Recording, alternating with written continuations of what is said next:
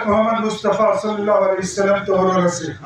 الى هذا ثواب زموږ شیخ صاحب شیخ محمد ادریس صاحب یا الله دا غیر تورو رسي الى العالمین د خپل فضل او د خپل احسان معامله ورسره وکړي یا الله د خپل ژوند وهغه ګناهونه کتي څه شي دا لستا غیر دا لستا یا الله د خپل فضل احسان معامله ورسره وکړي یا الله دا کلام پیدا کړي الہ العالمین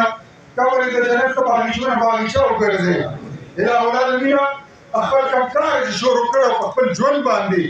خپل ژوند چې کوم کار لا وقف کړو یا الله کار ته نور دوام ورکړي الہ دا هیڅ ثواب ورسي یا الله شاګردانو کې هر شاګرد هر بچي یا الله غنه شیخ ادریس جوړ کړي یا الله زموږ د دعا قبول کړي الله موږ د خپل لاس تعالی کښول کړ موږ نه چل راځي نه आवाज شته نه انداز شته نه له هنر راځي خدای زموږ د دعا دې وخت قبول کړي آمین ثم آمین